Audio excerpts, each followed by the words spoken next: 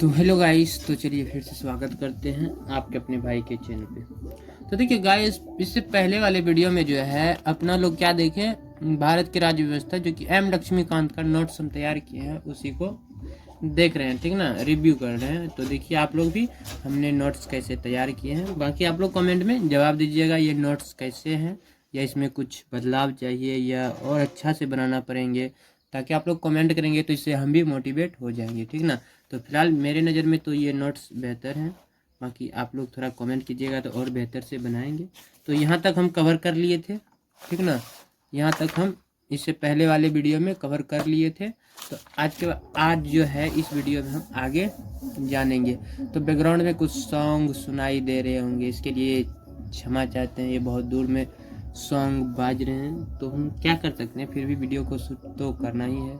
तो चलिए देखिए अभी अब हम जानेंगे रेगुलेटिंग एक्ट 1773 का। तो जान लिया, ये प्रथम एक्ट है जो कि कंपनी को चलाने के लिए ब्रिटेन का गवर्नमेंट जो है कंपनी को चला जो रहे थे, तो पहला रूल एक्ट पारित किया था, ठीक ना। तो आप लोगों को पहले वाले वीडियो में बता दिए कि ईस्ट इंडिया कंपनी जो है भारत में 2 चरणों में अपना शासन किया, ठीक ना। तो कौन कौन सा चरण था? पहला चरण था कंपनी का शासन और दूसरा चरण था सम्राट का शासन। तो कंपनी का शासन प्रारंभ हुआ 1773 में, जो है ब्रिटेन के सरकार ने पहला एक्ट लगाया जिसे रेगुलेटिंग एक्ट के नाम से जानते हैं, ठीक ना। तो अब देखिए, ये बंगाल के गवर्नर को तीनों प्रेसिडेंसियों का गवर्नर जनरल बना दिया। अब देखिए यहाँ पे जो हम कल बताए थे यहाँ पे आपको बताए थे बंगाल के अधीन किसको कर दिए थे? 2 प्रेसिडेंसियों को। तो कौन कौन सा था? मुंबई और मद्रास। मुंबई और मद्रास को जो है किसके अधीन कर दिए? बंगाल के अधीन कर दिए, ठीक ना, बंगाल के अधीन कर दिए। तो बंगाल के गवर्नर को तीनों प्रेसिडेंसियों का गवर्नर जनरल बना दिया गया, ठीक है। उसके बाद आगे हम लिखे हैं मुंबई तथा मद्रास प्रेसिडेंसियों को बंगाल के अधीन किया गया। तो मुंबई तथा मद्रास ये दोनों, ठीक ना, ये दोनों प्रेसिडेंसियों को किसके अधीन कर दिए गए? बंगाल के अधीन कर दिए गए, ठीक ना। उसके बाद जो है शासन की समस्त सैनिक तथा सिविल शक्तियां गवर्नर तथा उसकी 4 सदस्य परिषद को सौंप दी गई। 4 सदस्य, ये सब जो है किस में हो रहा है? रेगुलेटिंग एक्ट 1773 में ये कानून पारित किया था। कौन? तो ब्रिटेन ने किया था ये ईस्ट इंडिया कंपनी को चलाने के लिए। तो ब्रिटेन ने क्या किया? शासन की समस्त सैनिक तथा सिविल शक्तियां गवर्नर तथा उसकी 4 सदस्य परिषद को सौंप दी गई, ठीक ना। समस्त शक्ति, ईस्ट इंडिया कंपनी का जो शक्तियां थे, चाहे वो सैनिक शक्ति हो या सिविल शक्तियां हो, जो भी है उसे 4 सदस्य परिषद में सौंप दिया, यानी कि 4 भागों में बांट दिया, ठीक है। उसके बाद 1773 के रेगुलेटिंग एक्ट में ही ये लिखा है कि 1774 में जो है 1 साल के बाद, ठीक ना, रेगुलेटिंग एक्ट पारित करने के 1 साल बाद 1774 में जो है कलकत्ता में एक सर्वोच्च न्यायालय की स्थापना किया गया। कब किया गया था? तो 1774 में किया गया, कलकत्ता में सर्वोच्च न्यायालय की स्थापना। ये ब्रिटेन के द्वारा ही किया गया था ईस्ट इंडिया कंपनी पर नजर रखने के लिए, ठीक है। उसके बाद दूसरा अधिनियम लाया 1781 का, ठीक ना। ये गाइस एम लक्ष्मीकांत का है। आप लोग मतलब बहुत सारे ऐसे होंगे व्यूअर्स जो जानना चाह रहे होंगे कि हम क्या बता रहे हैं। आप लोगों को ये एम लक्ष्मीकांत बता रहे हैं, जैसे हमने अभी पढ़े ऐतिहासिक पृष्ठभूमि, ठीक है।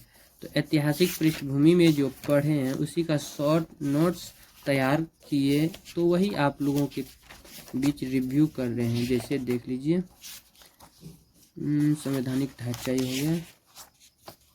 तो अभी हम पढ़ रहे थे 1800 कितना का 1781 का संशोधन अधिनियम। तो 1781 का संशोधन अधिनियम ये वाला अभी हम कवर कर रहे हैं वीडियो में, ठीक ना। अब इस पे चलेंगे, यहाँ से लेकर के यहाँ तक हम कवर कर चुके हैं, ठीक है। अब यहाँ से आगे बढ़ते हैं। तो देखिए, रेगुलेटिंग एक्ट ऑफ 1773 की खामियों को ठीक करने के लिए, ये आप बुक है आपके पास तो आप बुक पढ़ सकते हैं, ठीक ना। तो हम पढ़ के जो है शॉर्ट लिस्ट जो नोट्स हमको अच्छा लगा तो वही सब लिखे हैं। बाकी बहुत सारे कुछ को छोड़ भी दिए हैं। आप लोग अपने खुद से पढ़िए, आप अपने से पढ़िए तो आप लोग को भी लगेंगे कि ये बेटर है, इसको लिख लेते हैं। तो यहाँ पे पर्सनली हम जो लिखे वही आपके बीच बोल रहे हैं, ठीक है। तो देखिए संशोधन अधिनियम 1781 का अधिनियम, ठीक ना। तो देखिए इसमें जो है गवर्नर जनरल तथा काउंसिल तथा कंपनी के कर्मचारियों को सर्वोच्च न्यायालय के क्षेत्राधिकार से बाहर कर दिया गया। सर्वोच्च न्यायालय जो है 1774 में स्थापना किया कौन, ब्रिटेन ने, कोलकाता में, ठीक है, एक कंपनी के देख रेख के लिए। और अगला जो संशोधन किया 1781 में ब्रिटिश ने ईस्ट इंडिया कंपनी में, तो 1781 में जो कानून जो संशोधन करके अधिनियम पारित किया उसमें इन्होंने गवर्नर जनरल, ठीक ना, गवर्नर जनरल और काउंसिल तथा कंपनी के कर्मचारियों को जो है इससे दूर रखा है। किससे, सर्वोच्च न्यायालय के क्षेत्राधिकार से बाहर कर दिया। और प्रांतीय न्यायालय की appeal governor general in council के पास करना होगा, ये पारित कर दिया, ठीक ना। उसके बाद अगला एक्ट आया पिट्स इंडिया एक्ट, जो कि 1784 में पारित किया था ब्रिटिश ने ईस्ट इंडिया कंपनी के लिए। तो देखिए कंपनी के व्यापारिक एवं राजनीतिक, तो देखिए अब ये जो तीसरा है ना, पिट्स इंडिया एक्ट 1784 में पारित किया। तो संशोधन 1781 के बाद जो है 1784 में पिट्स इंडिया एक्ट को पारित किया। और इनमें जो है ब्रिटिश ने ईस्ट इंडिया कंपनी में क्या किया कि कंपनी के व्यापारिक एवं राजनीतिक, अब देखिए व्यापारिक के लिए अलग नीति बना दिया और राजनीतिक काम जो है उसके लिए अलग नीति बना दिया। तो यहाँ से जो है 1784 से अब द्वैध शासन प्रारंभ हो जाएगा। तो देखिए कंपनी के व्यापारिक एवं राजनीतिक क्रियाकलापों को अलग अलग किया गया, ठीक है। और अगला टॉपिक लिखे हैं व्यापारिक कार्यों के लिए कोर्ट ऑफ डायरेक्टर्स। व्यापारिक कार्य के लिए क्या बनाया गया, कोर्ट ऑफ डायरेक्टर्स। और राजनीतिक कार्यों हेतु बोर्ड ऑफ कंट्रोल, ठीक ना। राजनीतिक कार्य हेतु किसका संगठन बनाया, बोर्ड ऑफ कंट्रोल का।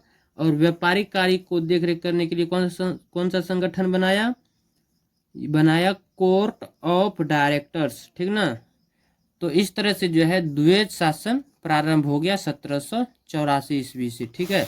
उसके बाद देखिए यहाँ पे कंपनी द्वारा अधिगृहित, ठीक ना, कंपनी द्वारा जो अधिगृहित भारतीय राज्य क्षेत्रों पर जो है ब्रिटिश ताज के दावे का पहला वैधानिक दस्तावेज था, कौन सा, ये द्वैध शासन वाला 1784 का पिट्स इंडिया एक्ट, ठीक ना। इसे पिट्स इंडिया एक्ट के बारे में भी जानते हैं। देखिए अगला एक्ट जो है 1793 का, इसे हम छोड़ दिए हैं, इसका हम कुछ टॉपिक से उतारे नहीं हैं, बाकी आप लोग यहाँ से बुक से पढ़ सकते हैं। 1793 का एक्ट, 1793 का एक्ट आप लोग यहाँ से पढ़ सकते हैं और बाकी आपको जो अच्छा लगे उसे उतार सकते हैं। 1793 का, ठीक ना। तो देखिए यहाँ तक 1784 तक का हम एक्ट लिए थे, 1784 का लिए थे, ठीक है। 1786, 1793 यहाँ से लिए थे, ठीक ना। 1813 भी नहीं लिए। 1784 का पिट्स इंडिया एक्ट जो कि जरूरी था, इसीलिए हम इसको लिए हैं। उसके बाद अगला देखिए 1813 का भी चार्टर अधिनियम के बारे में लिखे हैं। तो चलिए देखिए इसमें हम क्या क्या टॉपिक को लिख लिए हैं, बाकी बात आप लोग बुक को पढ़िएगा, ठीक है। देखिए एक्ट 1813, ठीक ना, का चार्टर अधिनियम कंपनी के व्यापारिक एकाधिकार समाप्त कर दिया। अब कंपनी जो व्यापार कर रहे थे उसका एकाधिकार को क्या कर दिया, समाप्त कर दिया, ठीक ना। समाप्त करके द्वैध शासन जो लागू किए थे सबको अलग अलग यानी कि दो भागों में बांट दिए थे, व्यापारिक और राजनीतिक कार्य को। इसलिए कंपनी के व्यापारिक एकाधिकार समाप्त कर दिए, मात्र एक ही व्यापार रह गए थे, चाय और चीन के साथ व्यापार के एकाधिकार को छोड़ करके, इसको छोड़ करके जो है सारा समाप्त कर दिया था। कब, 1813 के एक्ट के तहत।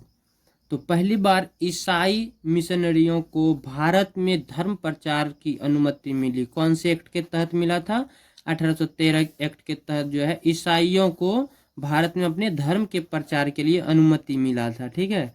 उसके बाद जो है पश्चिमी शिक्षा के प्रचार प्रसार की भी व्यवस्था किया गया था 1813 के चार्टर अधिनियम में, ठीक ना। कौन सा अधिनियम, 1813 के चार्टर अधिनियम, एक्ट भी बोलते हैं इन्हीं को, ठीक ना। उसके बाद अगला आ गया 1833 का चार्टर अधिनियम, 1833 का चार्टर अधिनियम। तो बंगाल के गवर्नर जनरल को जो है संपूर्ण भारत का गवर्नर जनरल बना दिया गया। तो 1833 का जब एक्ट आया तो इसमें ब्रिटिश ने कहा ईस्ट इंडिया कंपनी को, जो ईस्ट इंडिया कंपनी आगे चल के जो बढ़ा तो ये बंगाल का गवर्नर जनरल बन गया। तो अब 1833 के अधिनियम में कह रहे हैं कि जो बंगाल का गवर्नर है वो अब संपूर्ण भारत का गवर्नर रहेंगे। जैसे वर्तमान में मान लीजिए पीएम पद होते हैं ना, प्रधानमंत्री का जो पद होते हैं वो संपूर्ण भारत पे नियंत्रण करते हैं, कारोबार को संभालते हैं। उसी प्रकार उस टाइम बोले जो बंगाल का गवर्नर है, यानी कि बंगाल का जो राजा है वो अब पूरे भारत का राजा है। ठीक है, बंगाल का गवर्नर जो है वो अब संपूर्ण भारत का, कौन सा अधिनियम के तहत कहा था, तो 1833 का चार्टर अधिनियम के द्वारा। तो शासन प्रणाली का केंद्रीकरण किया, 1833 में ही शासन प्रणाली का केंद्रीकरण भी हुआ। मुंबई तथा मद्रास की परिषदों की विधि निर्माण की शक्ति को वापस ले लिया गया।